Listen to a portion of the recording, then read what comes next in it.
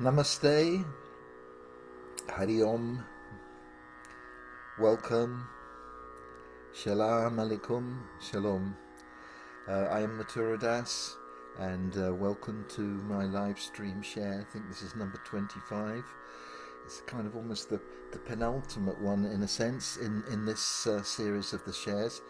In terms of the story, for those of you who are tuning in for the first time, I start off my share with I chant 3 Oms, and then I chant some prayers to my teachers, my gurus, my lineage, and then I do a chant and maybe a song. Thanks, Bruce. And then I get into my story, and it's a very long story that's been going on for quite a while, going from hundreds of years ago, historical processes that have brought the East and to the West closer together over hundreds of years, culminating in the 70s with me, when I got involved in historical processes, had a big influence on me, and I ended up getting this name Mathura Das and joining the Krishna movement. And the story I've been telling in the last shares is about all of what's been going on, and this is all set now in 1979, 1980. Anyway, I will recap on this again before I actually start talking. I'm just going to chant some Oms. You're most welcome to join me wherever you are. It's a very simple way of just tuning in, letting go of everything, and it's even Sridhar Maharaj, the godbrother of Prabhupada, has even given another meaning, and he says it's actually another meaning for Om is yes. It's a cosmic affirmation of God. It's in signifying the presence of God. As soon as one chants the name of Om, even though it appears that we are chanting it, somehow through some mystical process we are being chanted. There you go. Om. Krishna says in Bhagavad Gita's, of syllables I am Om.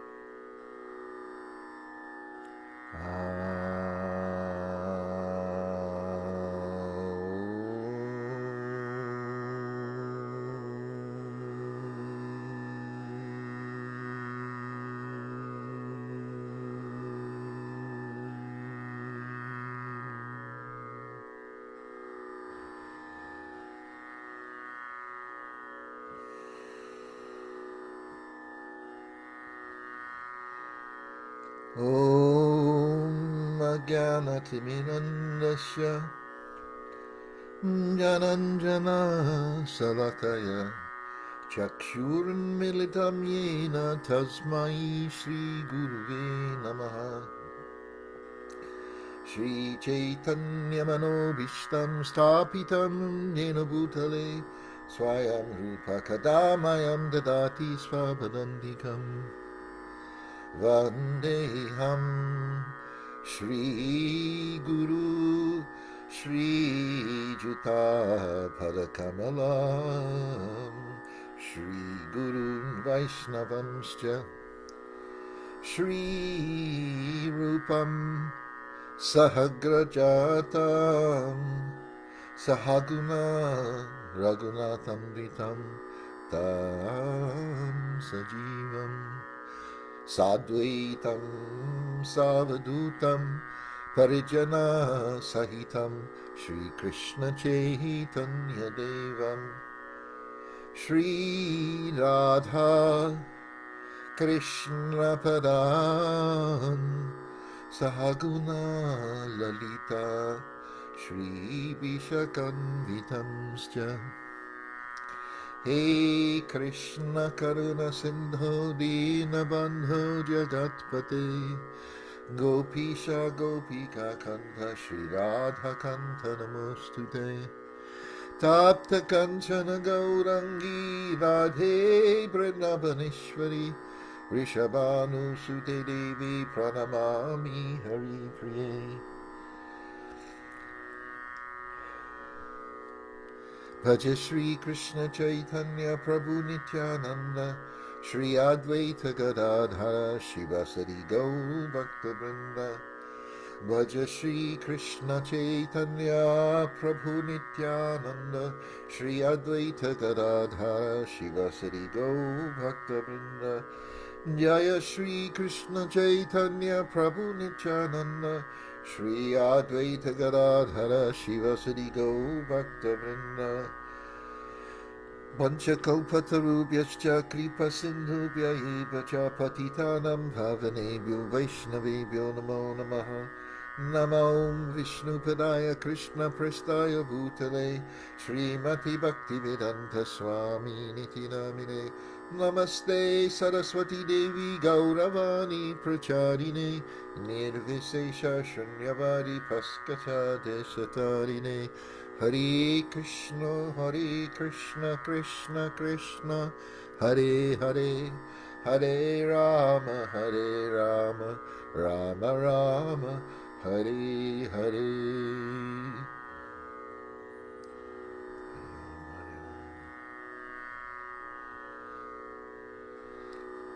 Welcome everybody, lovely friends, dear friends,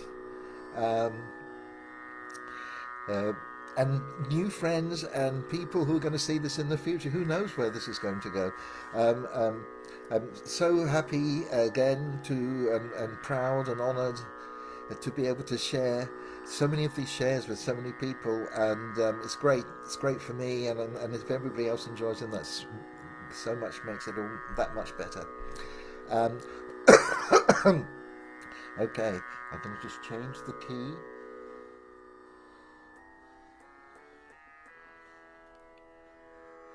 Yeah, the story's going to be interesting today. Even though many people have known me and I've chatted about things, lots of people haven't heard the whole story. And even the story that I'm telling here, I've been telling, is a really a condensation, and it goes over. Hopefully when my book gets published, and people are interested, you can get you get more into the nitty-gritties of there's more shades and nuances and details. Okay, I'm just going to do my Sri Krishna. Not everybody likes Sri Krishna Govinda Hari Murari. Apparently, it's not bona fide, but for me, it's just become part of the. It's all names of Krishna and Vishnu. I know Prabhupada wasn't that keen on it, but you know, I do, and it's not going to stay. That's going to go to Om Namo Narayana. So there you go. And the tablas are coming in there somewhere, going. Yeah, am I in? I've gone to the wrong key. Sorry. Thought it sounded a bit weird. Okay. Da din din da din din da din da da din da. 1, 2, 3, 4, 5, 6, 7, 8, 9, 10, 11, 12, 13, 14, 15, 16. Da din din da din din da din da.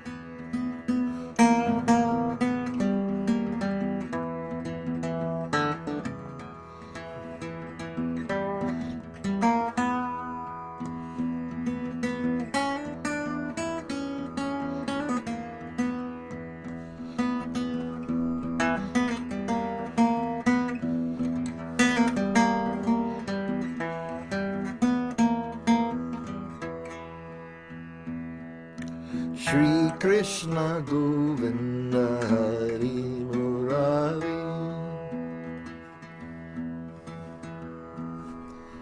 Shri Krishna Govinda Hari Murari. He Nata Narayana Vasudeva. He Nata Narayana Vasudeva. Shri Krishna Govinda Hari Murari. Shri Krishna Govinda Hari Murari.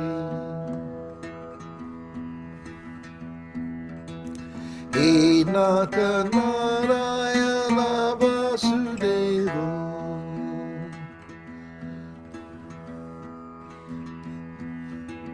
He Nata Narayana Vasudeva.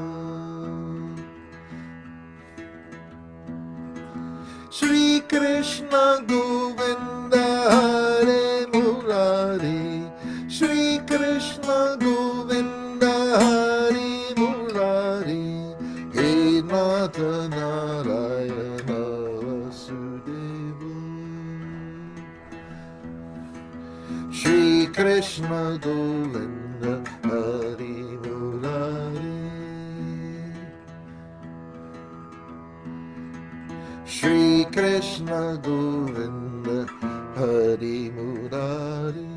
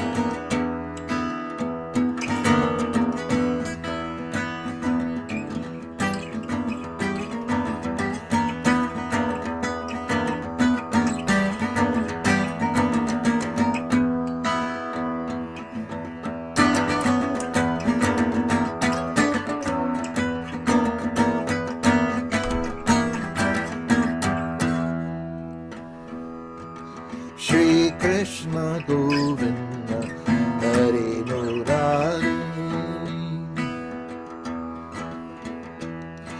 Shri Krishna Govinda Hare Murari, He Nata Narayana Vasudeva, He Nata Narayana Vasudeva,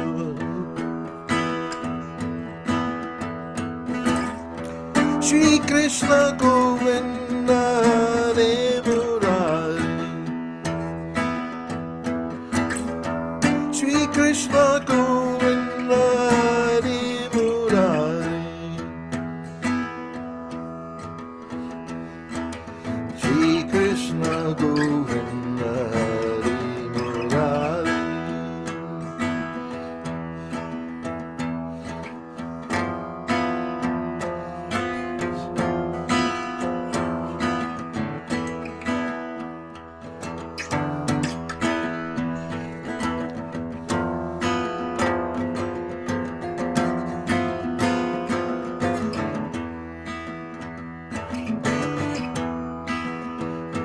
Hari Om, Hari Om, Hari Om,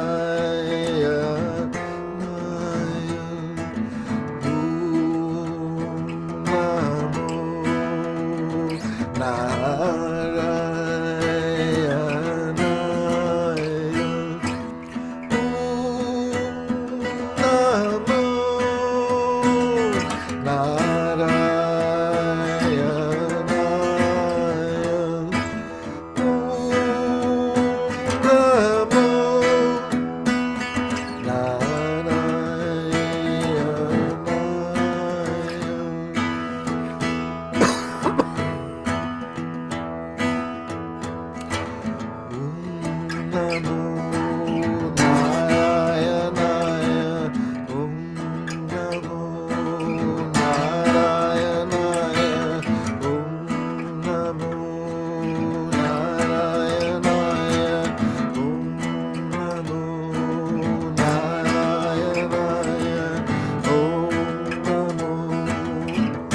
Narayana, Om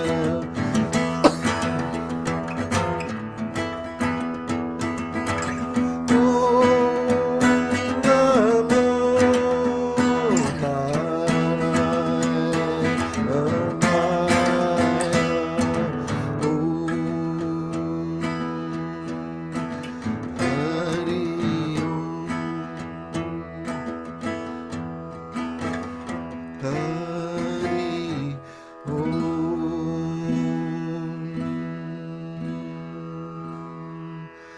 Shanti, Shanti, Shanti, Hari Om.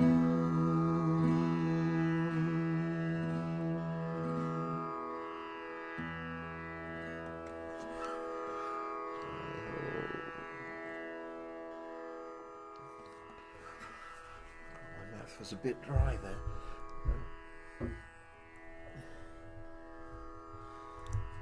Hi everybody, again. Oh, I needed some sip.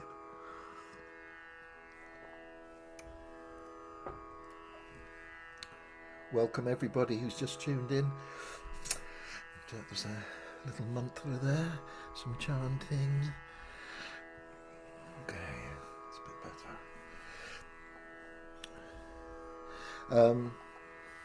I think I'm gonna do just quickie. Life is a Mystery. I haven't done it for a while. It's a funny one, a bit zany. It's a bit weird now, isn't it? Life is a mystery. Everything's a bit strange.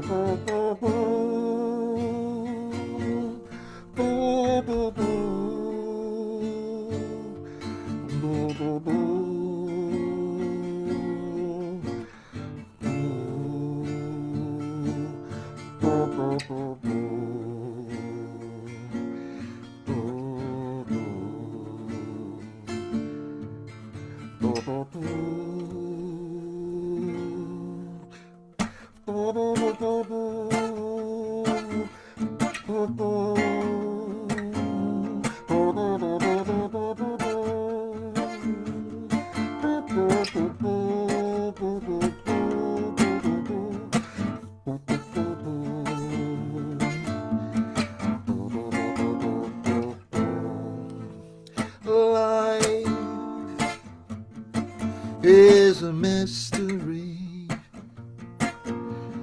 Time passes by unseen. It's a miracle that we are here at all. Yet still, out of the mud we crawl to rise to our destiny and discover our path, whatever it's gonna be, in a future we can see.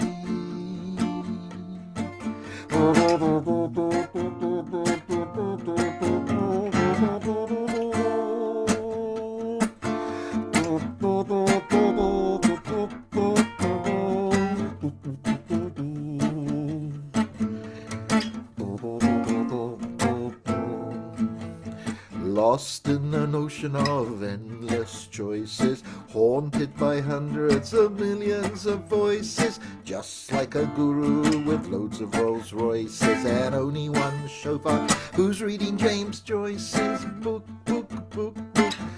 on the meaning of life, life, life, life, life, life, life.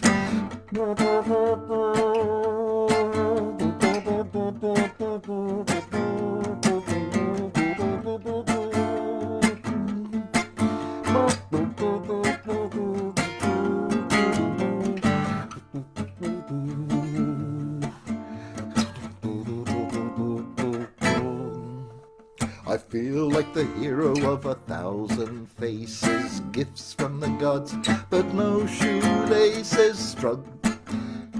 Juggle with the jigsaw, filling in the spaces, sorting through worlds of alien races. Wow, wow, what's going on now, now, now, now?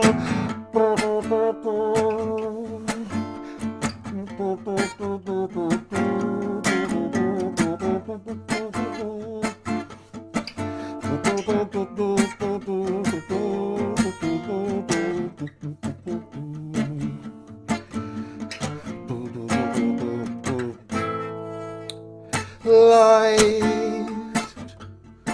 is a mystery. Time passes by unseen. It's a miracle that we are here at home.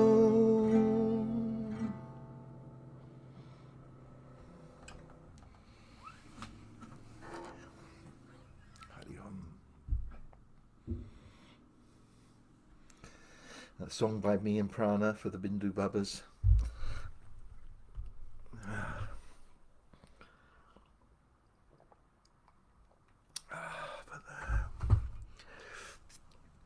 welcome again to people who've just been tuning in. I'm Mathura Das. This is 25th live stream share, and in this specific series, kind of almost today in this series is kind of at least it's quite a I don't know quite how it's going to follow this, but it's a kind of penultimate one. Well, it's in this series. It's the last one, I think, of this specific story, because it's going to lead to a specific point. Because one of the raison d'etres for this whole talk is what's in a name, um, and the story I gave the example is riding in a train in India, and somebody asks you, "What is your good name?" And I go, "Mathura Das," and they go, "What? How did you get that name?" And so the whole first part of the story is this complex, amount of historical processes that come over hundreds of years, from India, from laboratories in Switzerland with psychedelics and merging historical processes. For me to get involved when I'm a 17-year-old, to get involved in Eastern spirituality, like a whole generation, of subset of the baby boom generation. Had some very powerful experiences at a hippie festival in the early 70s, and make a big decision and decide not to go to college and integrate with mainstream society, or even attempt to, and drop out and become a Hare Krishna devotee in Amsterdam. That's where I did my training. And then that's a whole story about what I went through in that story. So in this train journey, they go, so you got the name. Yes, I got the name Mathura Das, and then they go, why did you leave the Krishna movement? So the whole story is a story about all this journey that I've gone through, and where it went in my journey with it, in terms, at least in the institution of this Hare Krishna movement. Obviously, I'm here today, and I still use the name Mathura Das. So the whole identity and everything that was kind of created during this period hasn't been dissipated.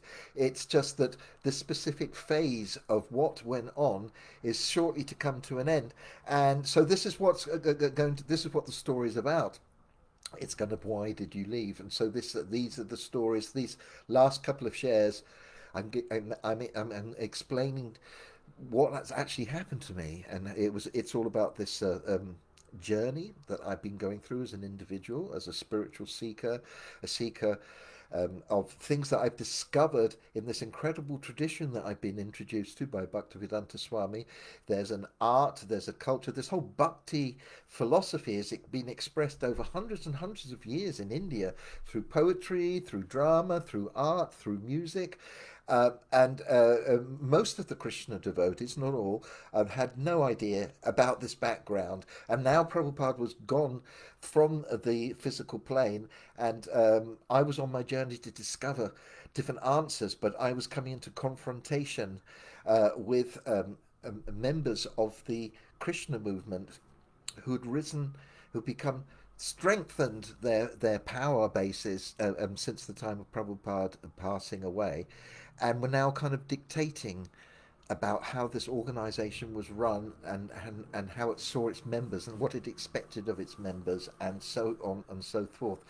And it's quite a complex story, but that's why it's taken me so many shares to go through and explain what happens in time. Because if you're trying to explain a phenomena, which is an individual and a collective phenomena, such as the Krishna phenomena, and to do it justice, one has to give a lot of clarity and context to explain all the various facets. And the three kind of like time, kal, klesha, place, and patra, circumstances, time, place, and circumstances all have to be taken into consideration. And the fact that I keep repeating again and again, and it's an obvious thing, but when you're looking at these phenomena, things can change very rapidly, or you have to have these timelines, because they're very important when looking at historical process. Things happen at a specific time for a specific reason. So if in the future people want to look back and go, what did go on at that time, and why did it change to that, and what were the things that happened that did this? I suppose that's what kind of even theologians, they look at the original texts, if they are original, and try to figure them out in the context and what do they mean and what was, what was said there and what was implied, and people can come to their own conclusions and study these things. Not that many, as far as I know, not many devotees have told kind of a story, I don't think, based on their kind of autobiographical journey in the same way. A lot of them are focused, many of them are focused on their relationship with Prabhupada, some of the early devotees, and they're fantastic, those books.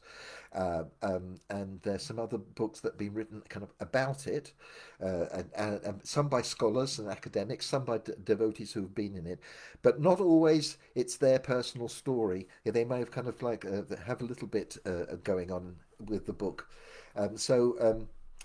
And what I am telling, have been telling, is actually part of something that I've worked on over quite a few years while I was in Missouri, from 2006 to 2012, as I turned 50 and started to mull on where I had been in my life.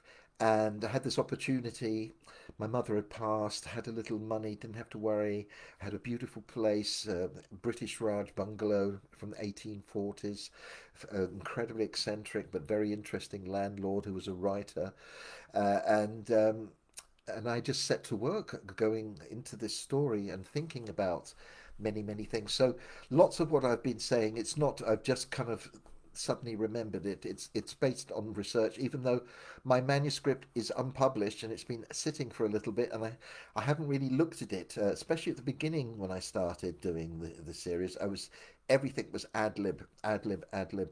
A lot of the beginning of the series, if you go back to the early ones, anybody who hasn't seen them, they give a whole historical perspective from how the British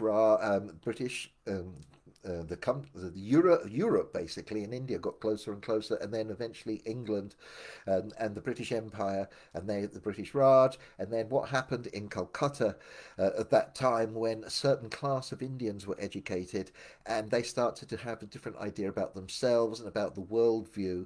And this is where the origins of the whole Krishna movement actually originated from, and that's why we're having this conversation today, and why I'm called Mathuradas, due to all these historical processes. And okay, so and one of the things that I've mentioned at the beginning of this talk, when you look at the Krishna movement and how it was only founded in the West by Bhaktivedanta Swami in 1966 in New York. And what I'm talking about. I got involved in 1973, and now we've got to 1979. So it's a very, very kind of modern phenomena. It hasn't been going for that long. But lots and lots and lots of things have happened, and the seeds have been sown for all sorts of things that we're all experiencing now in the present at that time. And so the story I'm going to carry on with is that in my story, I've come to India in 78. No, in 79, in late 79. This is this journey, and there's been many things going on. I've been designed a centre in Antwerp for my friend, a Krishna centre, and I've been buying things, ordering them, collecting them, getting them and sent back to Europe. That's been one thing. And I've been going on a journey to research about art and music. Art meaning the artist, and also purchasing art for both Bhagavan in Europe and his temples, and also for the centre in Antwerp from Rigapati, just a couple of things there, and also just kind of finding out more and more, and my research into music, as well as my beginning of practicing into music. And my last share, I gave there's a lot of details about trying to explain what was going on, and it also gives you an idea about probably, it also, because what I was doing, you can see the reactions I got. They were actually, I was freaking them out, really. Look at the reaction I got in Mayapur. That was just incredible. And just for doing something that was a kind of not sanctioned or ordered by them, that now to be in this Krishna movement, you had to be totally totalitarian, controlled by these specific people who are not just managers.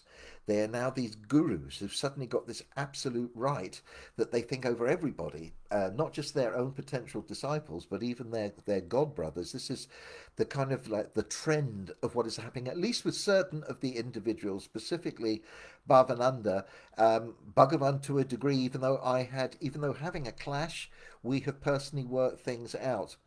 And the good thing about me and Bhagavan is that our relationship, even though we had a conflict, it was resolved, and I actually feel valued by him. I am valued by him, and because of that, I kind of like was prepared to work with him, even though I could see where he was going with his whole trip. It was kind of getting more and more grandoise, and knowing Bhagavan from before he actually became a guru, um, not closely, but seeing the difference, and most people who knew him could see that there was this kind of quite big change, in his whole personality and the way that he was deciding that he wanted to be his role in the whole scheme of perpetuating the Krishna movement and his role within it. It was quite interesting, and I gave quite a bit of time to one of the shares about the transformation. So I don't want to repeat that too much in this share. Just kind of recapping to set the scene, really. So what has happened at this time? We kind of got into we've got into 1980, and I've just been to Nathadwar and Udaipur with Vimukta Sangha and Navaswati. We purchased some pictures from B.G. Sharma and from Narottam Narayan, and I've come to Bombay. This is where we are in the story. But before I carry on with that, I also explained last time, this time in India, to give exact chronology about all of the different things has been difficult, because I was going in and out of Bombay, and going back to some of the places where I'd ordered things, going to Calcutta. Then I went down to South India, and to explain all the different things that went on in chronology is difficult. But before I carry on in this last little bit that's going to happen here in Bombay, I want to go back a little bit and explain two interesting connections that I happen to have in my search for aesthetic art and music.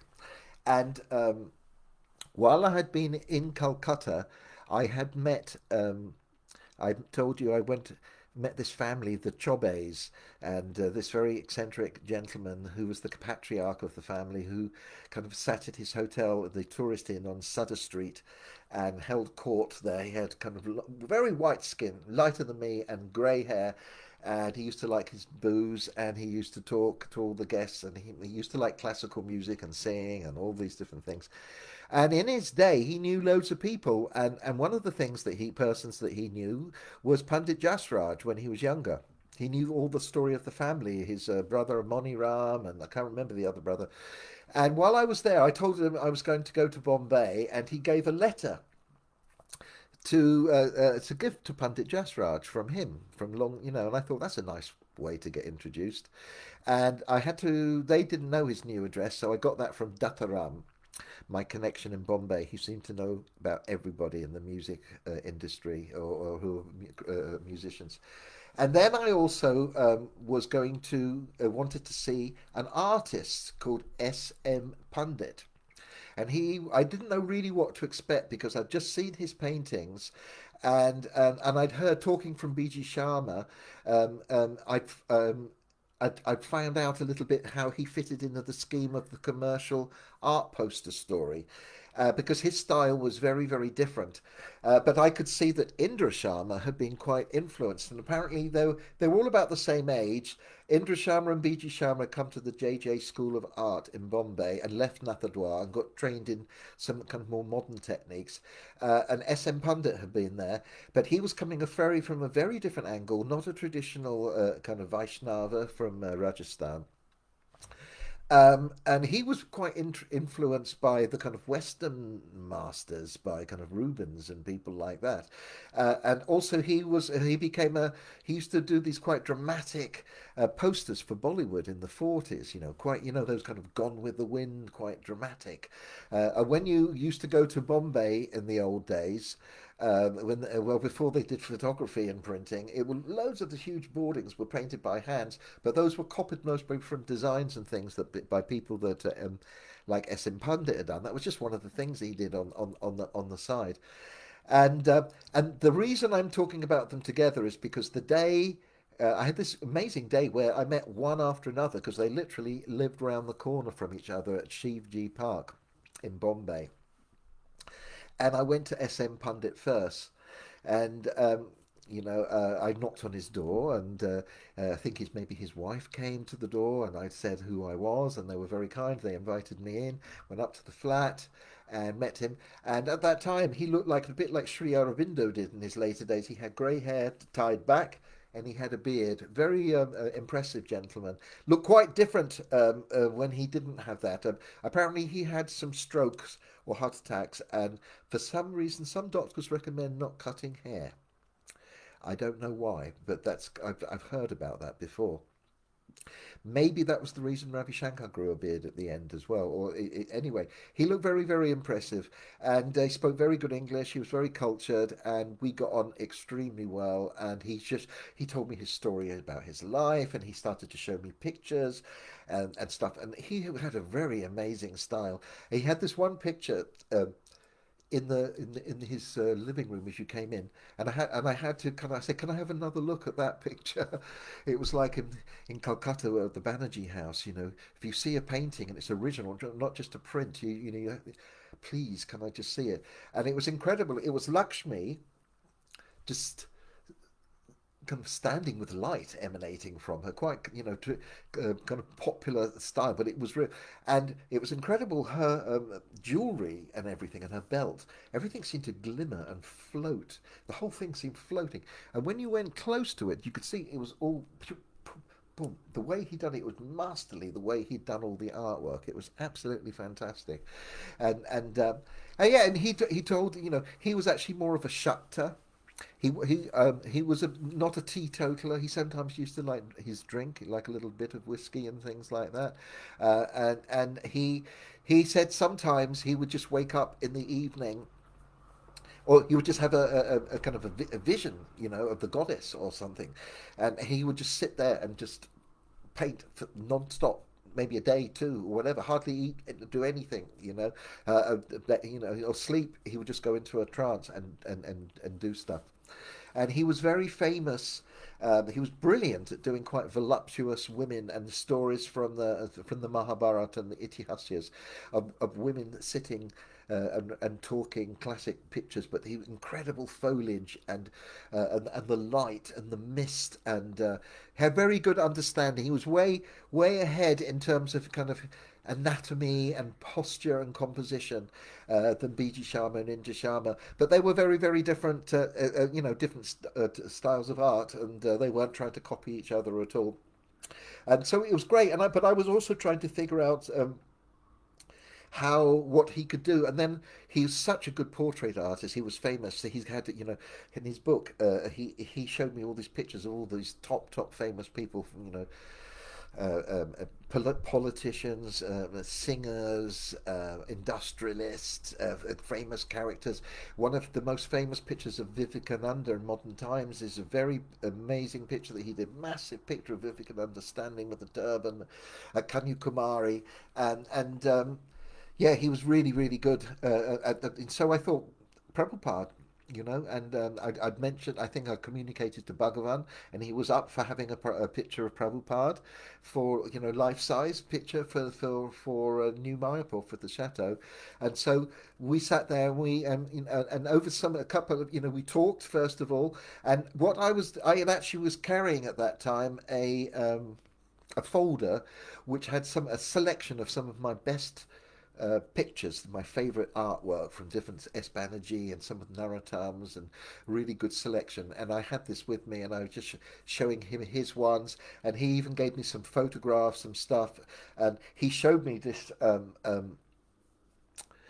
He was working on a series that eventually was put in the center of the Illustrated Weekly, a magazine a very famous kind of news, colored magazine that was every week. It was the first thing I ever read that was non-Krishna conscious while I was in India. It had interesting articles, and the centerfold, it was called Spiritual Erotica. And it had this, you can go on the internet if you want, and find the pictures, and it's got the best series. It's the whole series that he did, maybe is it 4 or 5, of Menaka, the Apsara from heaven, that was sent by Indra to disturb the meditation of Vishwamrita, who was a Kshatriya who was trying to become a Brahmin and develop some mystic powers by his and spiritual potency by extreme austerities. And he had a big, massive body because he was of Kshatriya build, and it had all this series. It had Menaka falling from heaven, this incredible heavenly Apsara dancing, and then the next picture of her was dancing all around Vishwamitra, and he's in this cave, and the next one is she's just like lying over his chest, and he's completely, smitten now.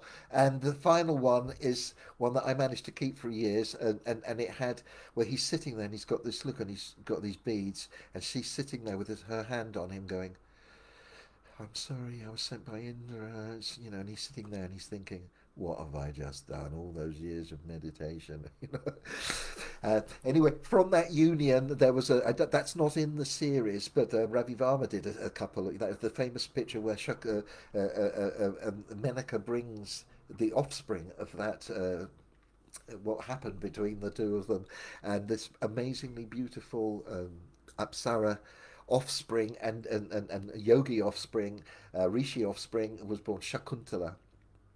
And there's famous plays and dramas written, I think, by Kalidas.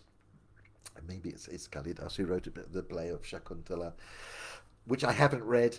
Maybe Madan has read, or some other of the pundits who are listening here. So that was SM Pandit, and he was going to do a picture of B.G. Sharma, Prabhupada. And what would be interesting is that, well, I might as well tell the story now, because when Bhagavan eventually came to Bombay, he wanted to come and meet SM Pandit and see, and talk to him about, because I worked on this design with him because he was taking a photograph, and it was based on this famous picture that's used on the where Prabhupada's got his head tilted on the back of the Krishna book and he's holding a yellow flower. And someone had always said, he said, in it he's saying that is the colour of Mahaprabhu, this golden colour. And then there was another picture of Prabhupada standing with a danda and with this kind of purple thing, and he took some picture from that, the image, and then he created a background that was kind of a bit similar to what Gopal did in the manor, some kind of beautiful scene with swans and foliage and nature. And anyway, we went with Bhagavan, and as we came into his apartment, right as you came in up the stairs, he had in the hallway, and it was massive picture, is about 5 feet by 6 feet. It was the picture of Menaka lying completely over the lap of Vishwamrita, really with huge massive breasts lying behind this. And Bhagavan came in, and it was the first thing he saw, and he kind of blushed, and I found that quite amusing, actually. So that was, I just thought I'd relay that encounter. And so after I'd seen SM Pandit on that very first day, I thought, and I told him, I said, I'm going to go and see Pandit Jarsaj. He said, oh yes, he just lives over there. Everybody, they all know each other, the people there, the artists.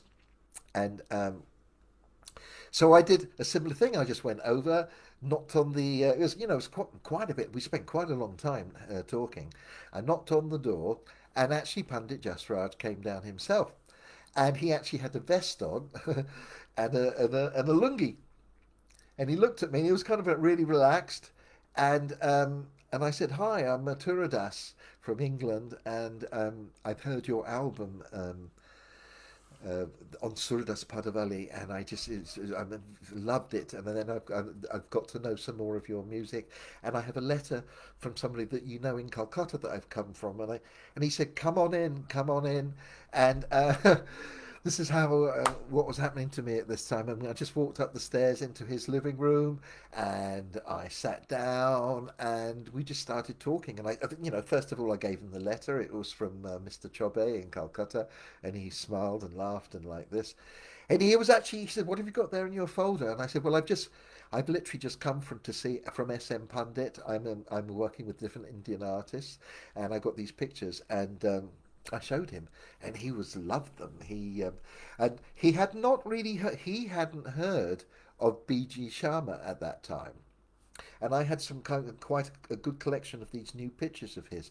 And I told him, I said, "Look, when I listen to your Suradas uh, uh, uh, Padavali album, I kind of this style of B.D. Sharma goes," and he goes, "Oh my goodness, these are incredible. Exactly, I see what you mean. These are it." Now, how did I get this connect? How did I know about Pandit Jasraj? Well, in my research, um, going back, I was in Amsterdam a while before. I was doing this.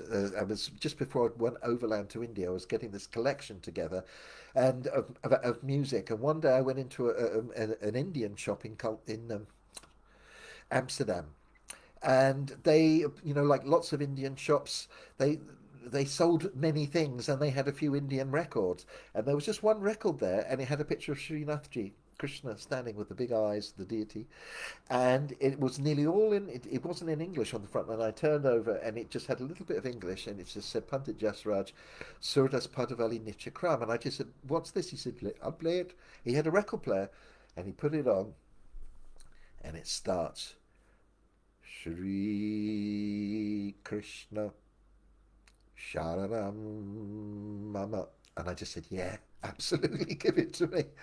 And that's the kind of the main invocation of the Vallabha Pushti Marg.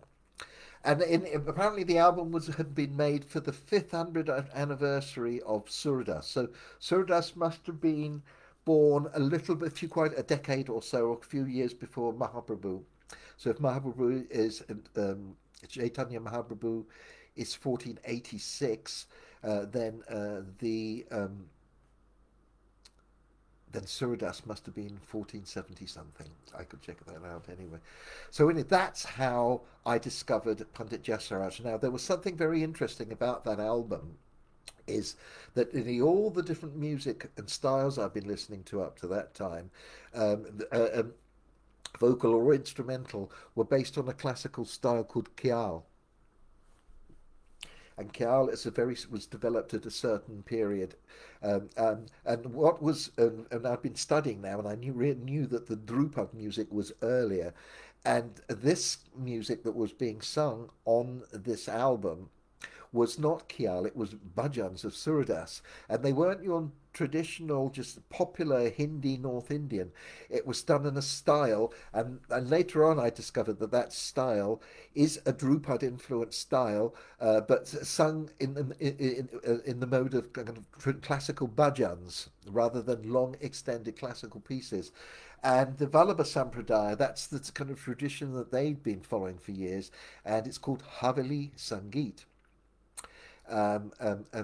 Santosh, who I mentioned in my last share, the American scholar devotee in Calcutta, after leaving Iskcon, he has done a big study on Haveli Sangeet and written books about it. It's quite an extensive, incredible part of classical Indian devotional music. And but that album at that time, it's incredible, and for years was the only example of that style that you could get anywhere. And it was incredible because it had many of the ingredients that I was imagining. Okay, if you had a Bengali kind of counterpart to this, because when you go to Nathadwar, to the temple, they've got their temple musicians. They're there, and they sing for the deity privately, and they sing how it's got pakawaj, which is the drum, and they have sarangi, and vocal, no harmonium, there's no harmonium, and kartals, and it's sung in this kind of Drupad style, but it's simplified for the kirtan. And I became a bit obsessed with it. I really, for a while, it's called Surdas Padavali Nityakram. So that was the album that I'd heard, and I'd heard up to after that I heard some more classical Khyal albums, but I was intrigued to know from him, and he told me how that he kind of apologized in a sense. He said, yes, well, that was a one-off. We haven't done anything more in that late. We had no recordings yet.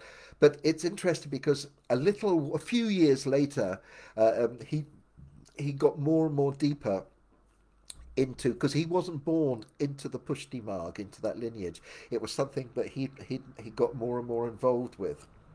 Now, something very interesting happened is while we were sitting and talking and kind of bonding there, and his daughter was there, who was quite young at that time, Durga Jasraj, this couple came up the stairs, and they started talking. And he said, "Excuse me, these are some guests," and while we were talking, he said he tried to explain. He didn't want to be rude to me and leave me out, and he said they've actually inviting. I'm actually. It's been planned to go to their apartment here. They've got a very nice apartment, and quite a few people are coming for a program this evening, and they're just coming to check some of the details and the timings. And he looked at me and he said, "Would you like to come?" And I went, it's like, well, would I? And I was just like, yes, yes, thank you. And the couple, they smiled. They didn't mind at all. So it was, and wow, incredible. I just kind of walked up the stairs, walked into Pandit Jasraj's house, sitting down, talking about art, music, and he, because he was lovely. He was loving my pictures and my art, and anyway, a few hours later, or whenever it was. A car came and picked us up to go to this house, and it was a really, really big house. It was an older house, and I can't remember at all the area of Bombay. And again, these big wide steps going up into these big, big rooms with these high ceilings and a huge, massive living room. And it was all set up. There was a microphone. Was there a microphone? I can't even remember if there was even a microphone there. If it was, maybe he was just going to sing. I can't actually remember the microphone, if I'm quite honest. And there was a tambour. And what happened was, I got kind of put right to the front, and there was this quite big chap. I wasn't that big in those days as I am now, but this chap was really tall and big, and he was a Goswami in the Vallabha lineage. He was one of in the Vallabha Sampradaya, they have quite a few hereditary guru gaddis, all in different parts of Gujarat and Rajasthan. And he was from one of those. He was one of the kind of acharyas in the line in one of the line. I'm not sure who he was descended from. And but Pandit Jasraj, and there's lots of these kind of similar types that I'd met in Calcutta, kind of aristocratic, traditional types, men and women, and we were kind of sitting and waiting and waiting, and Pandit Jasraj was maybe having a little tiffle in the background. Who knows? That's what does happen with musicians, and then he came in after 20 minutes or so, and sat down, and I'll never forget. He was just literally, as far as the computer is as I am from you in this, in this space. And he sit down, the tambura started, and there was a tabla player just sitting there. And I'd never, ever, I've only been to maybe one classical concert of a live vocalist before. I've been to quite a few instrumentalists. I'd seen Ravi Shankar, Nickel, but I've seen Lakshmi Shankar. Yeah, I saw her sing, but not like this, just sitting next to the person. And as I was sitting there, I just remember he was kind of curled over. And as the raga started, you could hardly hear the first notes. There was like, and you were kind of straining. It made you listen more. Then gradually the notes got a little bit stronger, and he had his head, and it was like a flower, kind of opening in the morning in the sun, or it was gradually opening, and it took time, and it was, and he got into it and into it and into it and into it, and the whole body language. That was it. I mean, the whole thing with a vocalist, because they're not playing an instrument. A lot of there's a lot goes into the body language. It's part of the visual thing. I have to say, Bhimsen Joshi, I love his voice, but I didn't like his body language. He had these strange movements with his body like that. I didn't really do it. But Jarsaj has quite aesthetically pleasing hand gestures and stuff. And in any way, it was mesmerizing. It was absolutely mesmerizing. So there you go. That was how I met Pandit Jarsaj and SM Pandit. And that picture of Prabhupada that I ordered is in New Mayapur. It's in there. And also that picture that I talked about the other day of Krishna Upadesh from Sohan Singh, that is also in New Mayapur. So lots of things that happened from that time. Pictures from Nathadwara and Udaipur there in Radhadesh. And some other pictures are there in New Mayapur to this day. Okay, that's it's nice to know that they haven't gone to waste or something there, and they've been valued. Um, okay, so here we are back at the story. That was a little backtrack I just wanted to fill in because it was an important encounter. Um, haven't finished as well. Also went to see Indra Sharma, the other artist. But in terms of his personality, he didn't have it. He wasn't very dynamic. He was very, very shy and very nice, very courteous. And also at that time, Kirtan Ananda came to Bombay, and I invited Indra Sharma to come and meet him. And Kirtananda was there, and there was a couple of other people in the room, and he just didn't click. He didn't click who Indra Sharma was, who he was, his potential, and I don't know.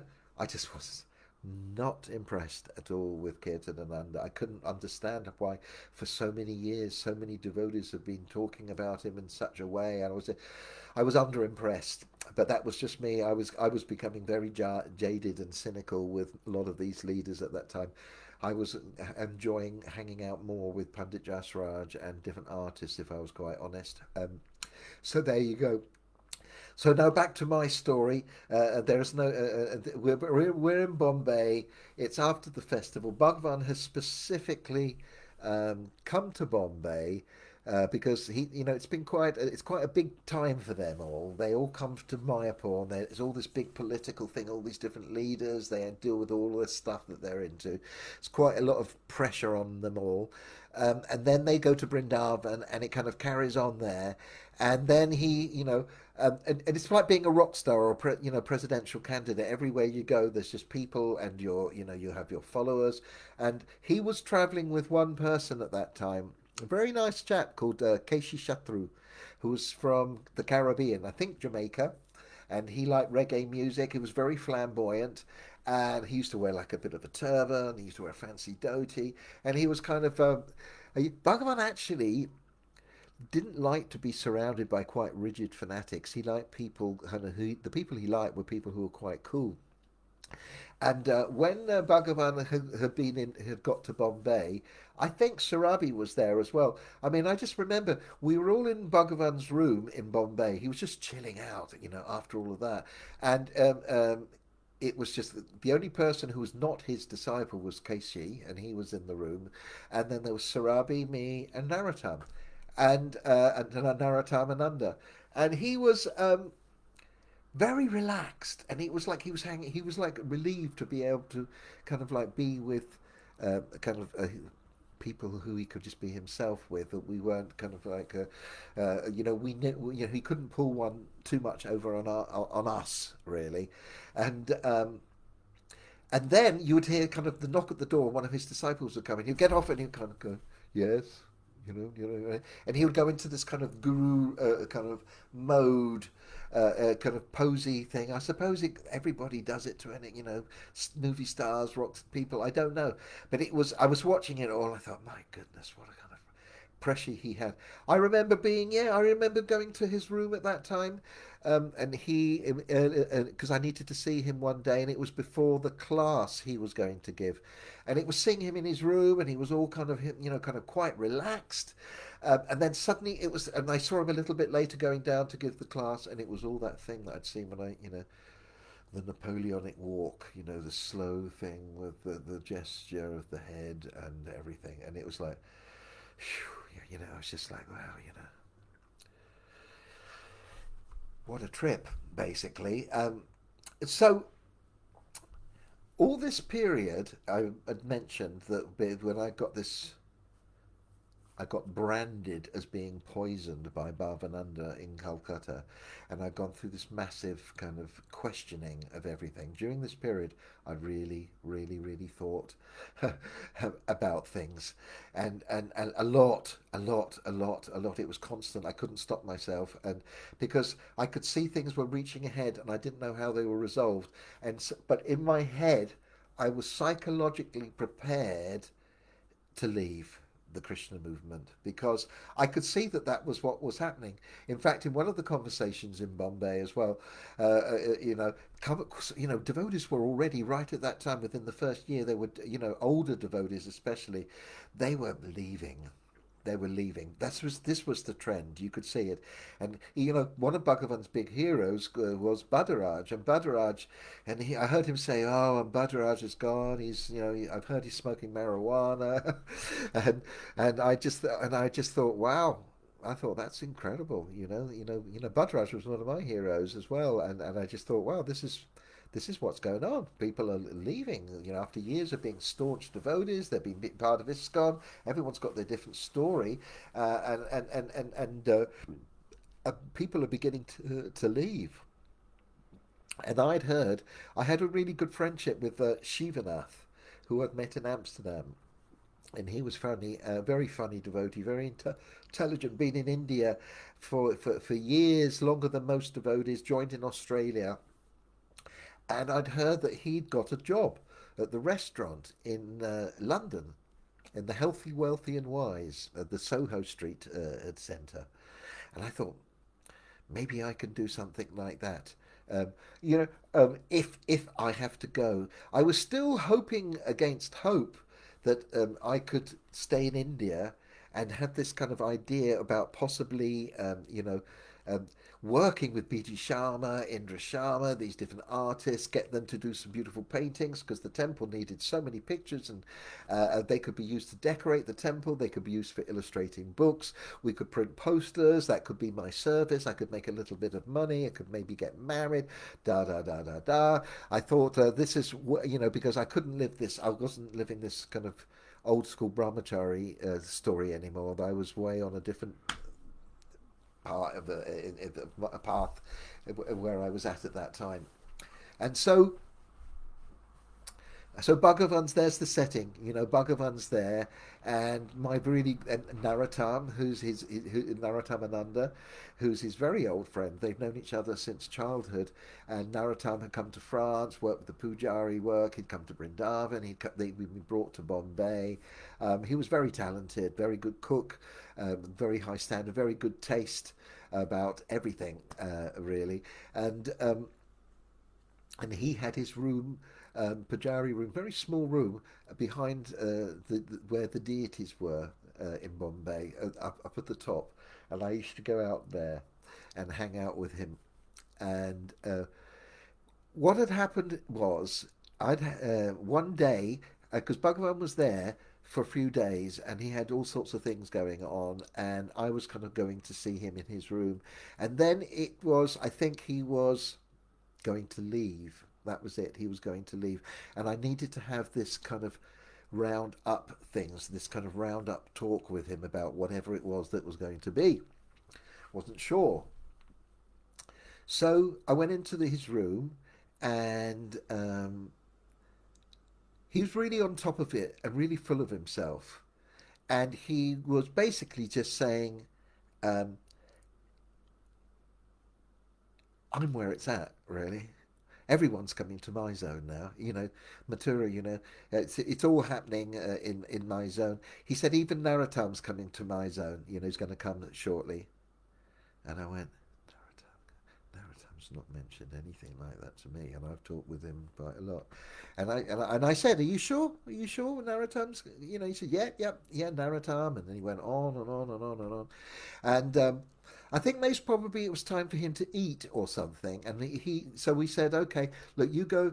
I've got to do these things, and we'll carry on in a few hours and come back, and we'll get to we'll focus on this talk and all these things you want to talk to me about." I said, "Okay, Maharaj." So I went off to talk with Narottam. Most people got a little snack, and I started to talk to Narottam about this conversation I just had. And I told him, I said, "You know what? Are you going off to France to Bhagavan's zone? He just told me that you're going off to his zone." And Narottam looked at me and said, "No way." He says, "No way am I going." And I said, "Are you sure? Are you really, really sure?" And he said, "Absolutely sure." And he said this thing that I'm not going to tell you. I'm going to tell you in a bit what he said, but he said this thing, and I went, "Wow." And it's an indication about kind of where he actually, even though he's friendly with Bhagavan and everything, and he still is to this day, but in terms of kind of, it didn't mean he accepted everything about him and where he was at and his point of view and everything. We were all very, very strong characters. Narottam had been in this story, the Krishna story, quite a couple of few years before I had, and he'd also come through a similar journey to me. He'd come through psychedelics. He'd even met Ramdas and brought Ramdas to the temple in Buffalo or wherever it was. So we've had long talks about that, and we got on very, very well. And we had our interest in Indian music. Narottam had also arranged a concert at that time with Amjad Ali, not Amjad Ali Khan, Asad Ali Khan on Veena at the Bhakti Kalakshetra. He was deeply involved with Indian music like me. So after that, after I'd been talking with Narottam, I went back and continued my talk with Bhagavan. And I went into the room upstairs, and there's Bhagavan and Keshi Shatru buzzing around doing his whatever he's doing, and it's just me. And we just sat down, and I just thought I would just kind of like open it up, and I just said, you know what you said earlier about everyone coming to your zone and that Narottam is coming, and he was like, "Yeah, yeah." I said, "Well, I just spoke to Narottam, and he just said he's not going, he's not coming to your zone." And Bhagavan looked really shocked, you know. And I said, "This is the problem," and this is when I started to talk. Okay, I said, if you don't mind me saying, really, I actually think that you're out of touch. I said, I don't think you don't even know your best mate, your best friend, what he thinks. You're assuming so many things about so many things, and this was all kind of just coming out of me. It's starting to come out. This was the beginning of this, what was going to happen, because I've never really had a talk like this with me and Bhagavan, because there hadn't been a need. This was a specific part of my journey when I've gone through all these things, so many thoughts and reflections. And so he said, he really wanted to know what it was. And I said, well, Bhagavan, Narottam said he's not coming to your zone. He says, "What? Why?" And I said, "Well, I don't know if I can tell you, really." He said, "You can't tell me." It's like, "Me, Bhagavan, you can't tell me something." And I said, well, when he said, "Why?" And I said, "Well, it might hurt your feelings." And it was like, and he said, "Tell me. You've just got to tell me." And I said, and I had to reassure him. I said, "Are you sure? You don't, okay, I'm gonna say it then." Okay. And he just didn't know what to expect, what I was going to say, and it was amazing me saying what Narottam said. I said, "Well, this is what Narottam said. Narottam thinks that all the women in your zone are married to you and are just on loan to the different husbands." And this just kind of, I could just see what I said. I'd never seen Bhagavan like this, actually. It was like suddenly his armor went, and it was just like, boom, and suddenly there was the kind of the Bhagavan, the real Bhagavan behind all of that, or one level of it anyway. And he went, oh, really? Is that what he said? Yeah, yeah, yeah. I said, I'm sorry. That's what he said. He said, right. And I repeated. I said, this is a clue. I do really feel, Maharaj, that you are really out of touch with the way things are. And I said, like, okay, I'm going to tell you about my problem. I've told you a few of the things, Maharaj, I've been going through, and this incident that I've had with Bhavananda, was really bad. To be told that I was poisoned, for this. And I said, not only that, just through practicing tablas here, I've been kind of criticized for playing tablas. And all I want to do is learn an Indian instrument and learn more about it. And it's part of who I am and what I'm going through. And he said, "Who's that was on your criticizing?" I said, "Well, it was Sridhar Maharaj, not Bengali Sridhar Maharaj, but Canadian Sridhar Maharaj in Bombay."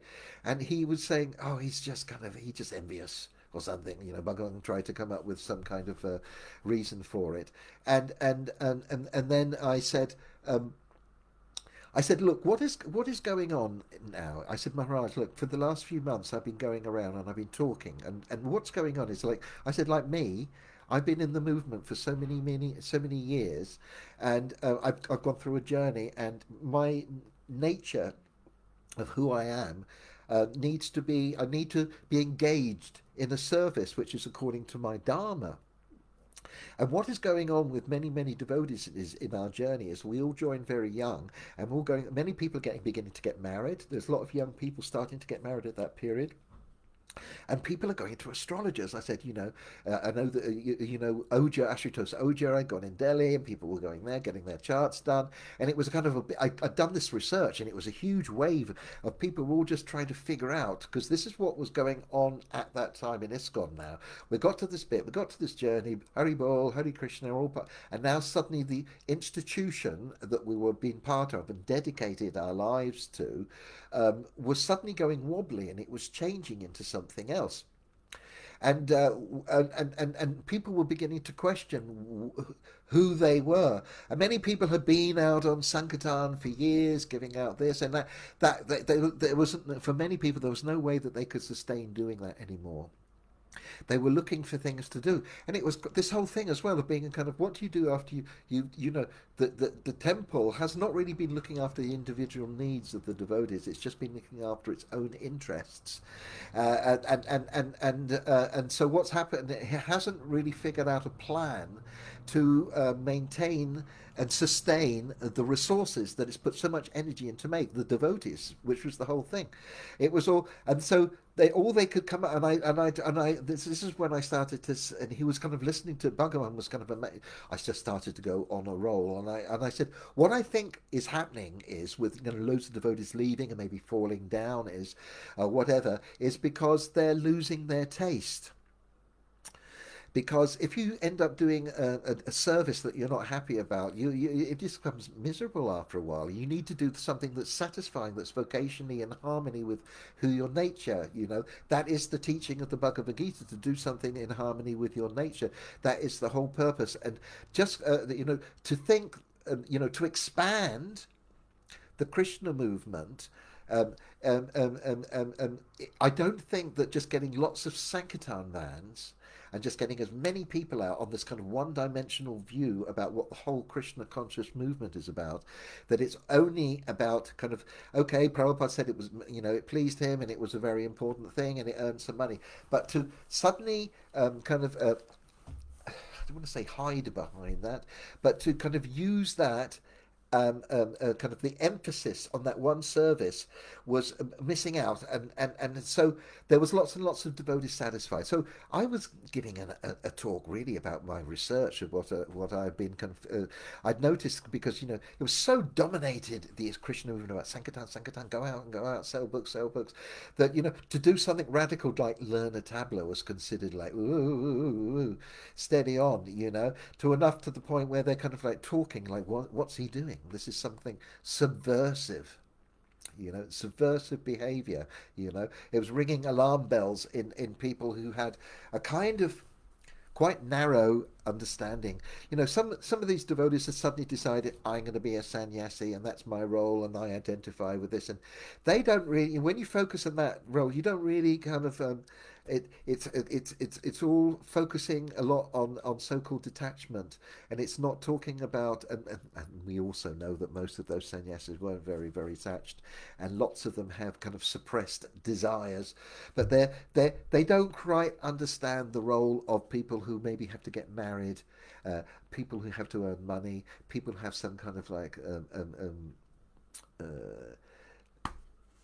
natural inclination, artistic, or whatever it is that people need to discover and explore for their spiritual nourishment, and there's all, and so while I was just talking, I was going, all these things were coming out of me, and then he tried to, I remember he tried to make, he said, but the reason that people leave is just because they want to enjoy.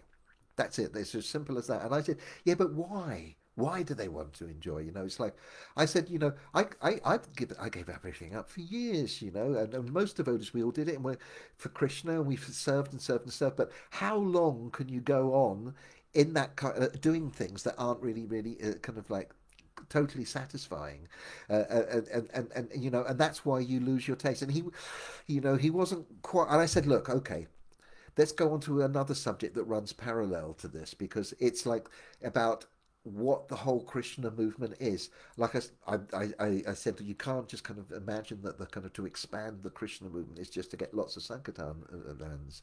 And I said, look, I've actually heard quite a few different when you talk to devotees and you get into talking about, and over the years, what the Krishna movement is, you hear these kind of terms like, oh, the Hare Krishna movement is the Sankirtan movement, it's spreading Sankirtan. Yeah, okay, that's one of the ones. Krishna conscious movement is for creating Vaishnavas. Yes.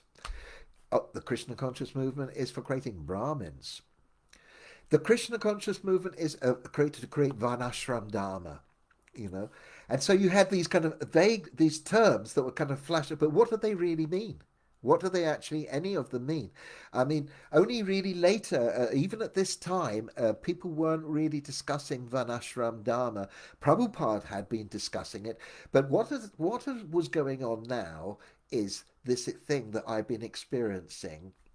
The seeds of it, you could say, as I've been going through the Iskcon Krishna story, I've been explaining different things that have been happening. The Krishna movement is expanding. Books are being printed, translated, like the Chaitanya Charitamrita. There's more in-depth knowledge from the Bhagavatams. And so there is a lot of more information in the Krishna movement about Vaishnavism and Bhakti. And at the same time, there's quite a few academics and scholars who've come to India, learned Sanskrit and Bengali. They're reading different texts, And then at the same time, there's a bunch of devotees that are so absorbed in the exoteric aspects of the Vaishnavism and the organization, the managerial, that they don't really have that much that much interest in the esoteric kernel thing. And guess what? This is exactly what happened in the Gaudiya Mutt. I've been reading all about it. It was kind of divided into two sections. There was the intellectual, introspective types, and then there was the kind of the go-getter. And then one was led by one person, Ananta Vasudeva, and the other one was by Kunja, and they both criticised each other. The intellectual one was like, all you guys, how to do is just make money and build up monasteries and do things, And the guys who are making all the money and building the monasteries says, all you do is just criticize us, but without the temples and the monasteries, you wouldn't have a place to do all of your reading and studying. you know. But in the Krishna movement, there was not many people that were going deeper and deeper or allowed to kind of even study. That was all considered quite taboo. You know, what Santosh was doing, his research into music and everything, that was all something very privately. It wasn't condoned, it wasn't supported by the temple. All of my research and everything I was doing was all totally off my back. It was off my interest, and that was the problem I was coming up with. Okay, because this mentality that I would go back to the thing that I detected with Pretu and the schism that we had in Amsterdam. There's a certain kind of mentality that happens in the institution that was very confusing. At that time, I told you I went through a dilemma, and I was thinking about writing a letter to Prabhupada about, you know, I've been observing these different tendencies and natures. Is this how you wanted your organization to be run? And then I had this next big crisis in Mayapur with Satadanya and the shouting, and you know, and you can't do this. Who told you to do this? You only can do what, you know, the authorities say. Da da da da da da da. Da. And then I was realizing that actually this is the confusion of fundamentalism and the neophyte devotees, and this is kind of where a lot of the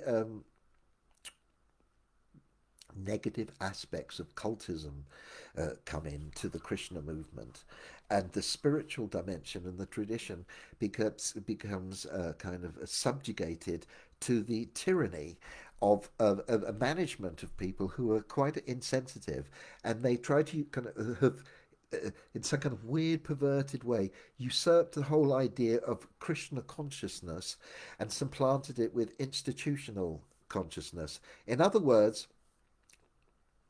the tradition of bhakti is about the soul being eternal, full of bliss, none of knowledge, having a relationship with the Supreme Lord, the divine Bhagavan, and developing bhakti and associating with the devotees who are involved in Hare Katha and all of these divine spiritual practices. But then it becomes interpreted through the kind of this weird, skewed institutional package that has started to develop in certain areas and strengths, that actually submission to a totalitarian management system is actually what Krishna consciousness is. That's actually what they were preaching. You know, if you try to do some service, some bhakti that's not authorized by a committee and this institution framework, that is not Krishna consciousness. Krishna consciousness is defined now by this mentality about surrendering to a policy of a committee and institutionalisms. And if this was and this definitely kind of not what I signed up for. This is not what I gave up everything for. And it was also, I have to say, right at the beginning when I noticed at the manor, back to Vedanta Manor when I went, and Hansadutta was doing these Sankirtan techniques things and showing the devotees about all of this. I even then I thought, there are these aspects of this Krishna story and this package that don't quite sit comfortably with me, but I'm going to go through it because there's this amazing esoteric central core that I've touched on, and this is the thing that I got involved with, and now I've gone through this whole journey, been part of the organisation, been quite a kind of semi-valuable member of it, not achieved some big kind of position, but valued, and now I suddenly get to a position where there's no kind of room for me to develop, and because it's become suffocated, and the proof is that these certain cliques that I'm coming up against, and Bhagavan himself, even though he likes me, he's kind of, he doesn't know what to do, because he doesn't want me really being back in Europe in one of his, what would he do? How, you know, I'm great doing what I'm doing. I'm a free agent for him, doing what I'm doing, but not living in a temple, because he doesn't know how to figure out what to do with people like me. So this is actually what's going to happen, because as I started going on talking and talking and talking, Casey Shatru was walking by and he was looking at me and I was going on, and Bhagavan was mostly listening to me, and he would sometimes interject, and I was just on one. I was just on this flow. Um, and then there was this point where Bhagavan realized that actually he said, "Look, I'm gonna. We should go and talk to Gopal Krishna, and I'm going to try and explain to him why he should." And I told him, I said, "Look, this is what's happening with me and Gopal and Giriraj. Here is this. Look, they've told me that if I want to stay in Bombay, I have to play the role of a traditional Brahmacari. In other words, I have to chant my rounds in the temple room like a Boy Scout, and I have to put on saffron clothes, and I have to shave my head, and I have to follow the authorities in the temple and whatever the service is there." And I, it was just like, yeah, sure, me. You think I'm going to do that after, where I've gone in my journey, sure, but Bhagavan said, "Look, let's try." And I think he, called up through the intercom or whatever it was, and he said, "Look, we're going to come down and see you." And so we came down from the lift together down to this other room. I can't remember, it was another office that Gopal Krishna was in.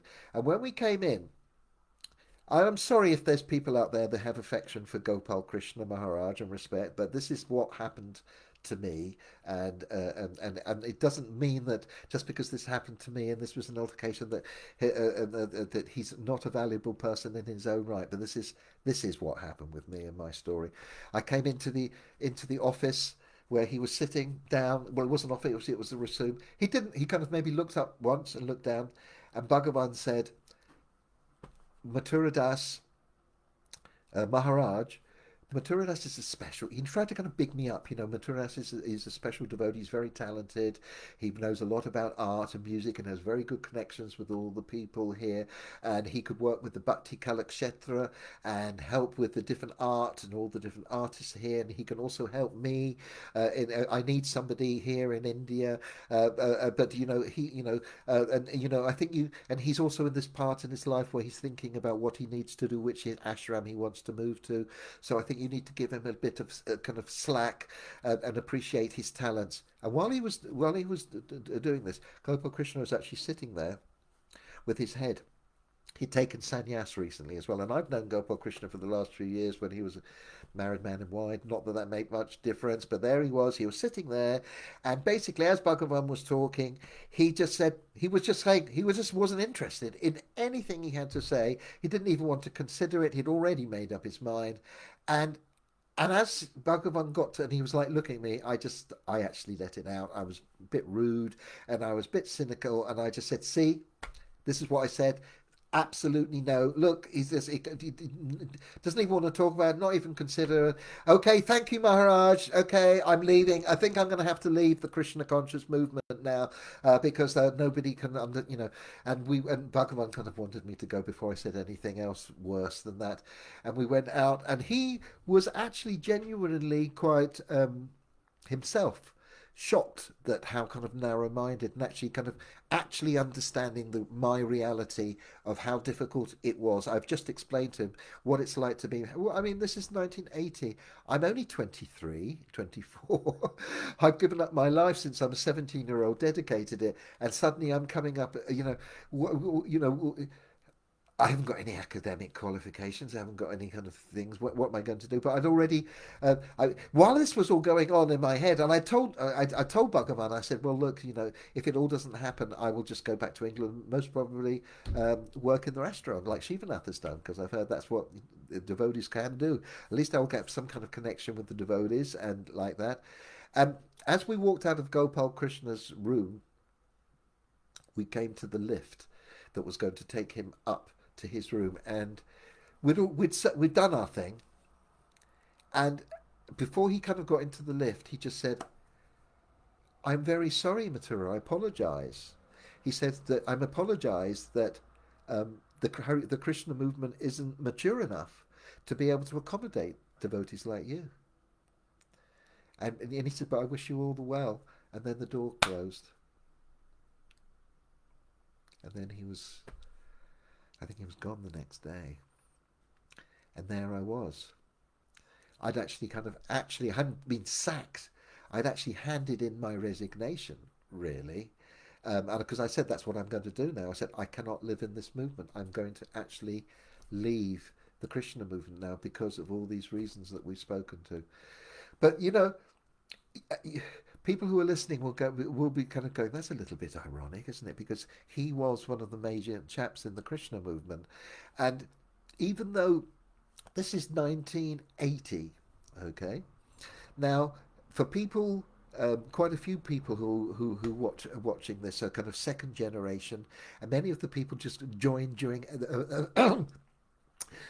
a period where, you see, there was going to be a whole story coming after all this about what was going to happen to all these different gurus, and I'm not going to discuss that at all. I might give some hints, but I'm not going into the details. But this kind of reign, this that was on, Bhagavan was only going to last in this role till 1986, and it was incredible how, even being aware of all of these things and the things that I discussed to him, um, um, he didn't really adjust or think about these issues, these complex issues, because what was happening was, with all of these guys, to different degrees and in different ways, and I don't want to tar them all with the same brush, but it was really, now the Krishna movement had shifted its whole kind of orientation.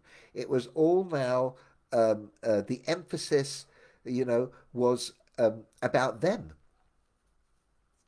the new gurus, the zonal acharyas. It was all about, disciples being part of an organization controlled by these people, with the kind of goal of, getting new disciples for these gurus. And with Prabhupada, I mentioned it the other day. I actually read an article with Prabhupada, funnily enough, talking with Tamal Krishna and describing the Gaudiya Math, and he said something really quite harsh about Kunja Baba, Bhaktivilas Tirtha. It was quite harsh. He actually said that Kunja Baba was using Bhaktisiddhanta Saraswati as a kind of a front, so that he could run this organization and do it. And to an extent, to try and understand some of these people, specific, some of the ones that I really, really couldn't stand, spit like Bhavananda and Tamal Krishna, they were the ones, and Kirtanananda, and to a degree Bhagavan as well, and many of them, they all kind of like, allowed this position to have this, to corrupt themselves, basically, the absolute power. You can't get anything a higher kind of position in society than being, if you're in a religion, and you're a high priest, and not just a high priest, the position of a guru and the sanctity of the position of a guru in Vedic times, or in Vedic philosophy and Vaishnava culture, is so high that the potential to abuse it is amazing. And it's not actually just in Vaishnavism, because I've done a lot of the research and it's endemic. There's a kind of, so many of the gurus that came from India as well, who were maybe quite innocent, and they came yoga teachers and stuff. But when they started getting followers, and they started building up a hierarchy, and it all became about them, and and the whole journey and the whole kind of like, the facade, this social facade of being a spiritual leader and authority, and that you are next to the divine, is pathological. It becomes pathological for most people, to keep one's spiritual integrity, in a society where, there's the potential to become one of those, because as soon as you're, a lot of people are kind of looking at you and starry-eyed, and goo goo gaga over you. There's this potential to exploit that, and it's spiritual leaders, evangelical teachers in the Christian church, all over in every tradition, this is a kind of a problem. and there's a you know, and it's and I think I'm going to stop the talk now because I've talked about one, you know, I've been on this for about 1.5 hours, and I'm most probably going to come tomorrow and kind of give a roundup, a kind of conclusion about what this all meant, because um, I actually did. I was only in Bombay for a few weeks later, and and it was kind of it was a kind of a weird feeling once I realised I'd actually made that decision. It was quite liberating. It was a bit like that kind of leaving school, or going through one of these kind of things. You'd be a big chapter of your life, and suddenly, boom, and then you're going into something else, and yeah, so this is the that's the actual kind of end of the story, how I actually left the institution. What I'm quite interested in, while people are still there viewing, people who are regular, is that tomorrow I'm going to kind of carry on and give more of a just a kind of overview, because I'm going to explain a little bit the situation, what happened a few weeks later, just to give people an idea of what happens when, you know, what did you do then? How did it all go on? I'm going to come back. I'm interested for people who've been viewing this, if you could, after this, before you kind of, you know, go away, maybe, or tomorrow, or but it'd be nice if it's on this share, if you can, ask some questions that you think maybe I have glossed over or I'm not clear about, that you want me to talk about, that you want, you know, if you want to hear my personal opinion or talk about some detail, please put the question up there, and I will try to address it tomorrow. Oh, not tomorrow. I've got doing something else tomorrow. It will be not Saturday, Sunday. On Sunday. So you've got today and tomorrow to think about it, but it'd be really helpful for me in my kind of, because I do think about a lot of these different things, and I've there's a lot more things I do want to say about things. I have to say, one of the best books that I did read many years later was Our Mission by Kundali. I thought it was very, very interesting, about analysis of kind of the cult dynamics and the group dynamics, and how they can be positive and negative. And this journey that I've been going through, it's you know, because there's so many things that I've learned and garnered and been introduced to through this whole journey, even up to this point. This is 1980, and now we're in 2020, so this is 40 years ago, and lots of things have happened in my life and since then. But the seeds of the things that I learned during this period have stayed with me, and but I have to say, some of the negative things that have happened to me, like some of these intense things, they've also had kind of, I've been a bit scarred. There's a couple of wounds there that still need to be healed. I still have some kind of issues about some kind of anger.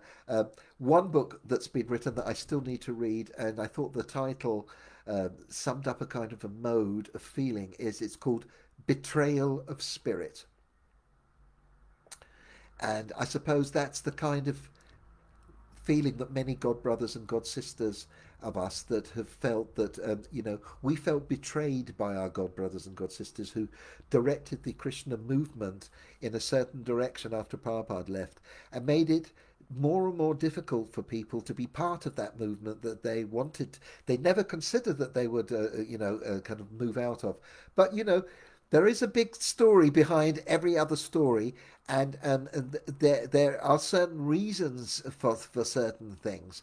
And it's interesting, that statement that Prabhupada said, that don't be surprised who leaves, be surprised who stays. And you can take that in many, many different ways, because I think that the people who stay in institutions when they're dysfunctional, and prop them up, maybe have a lot to, as much to answer for as the leaders and the people in the big positions. And so there is this kind of sense of you know, this like in the mythological terms, like I talked about it before, the Kauravas and the Pandavas, and you know, and the exile period, and so, but out of the exile periods, all sorts of very interesting things can happen, and are obviously destined to happen. Otherwise, they wouldn't happen. So that's another side of the story. I'm going to stop on that one and carry on in a couple of days on Sunday. And thank you so much again for hanging in there and hearing it, this story kind of almost to its basically its conclusion. When those lift doors shut and Bhagavan went, that's kind of where my book stop ends. The story, the Krishna bubble is burst, that I've been in the hypnotic bubble, the Krishna organization, the institution. It's not the Krishna consciousness, as Hiranyagarbha said on that train. You know one thing, Krishna consciousness is not limited to the four walls of an institution, and that's a great truism. So wherever you are, my lovely friends, people that I know closely and people I've got to know recently and people I will yet to meet. Thank you for holding in there. Take care in these strange and troubled times. Things are really going weird all the time. New things are being talked about and spoken.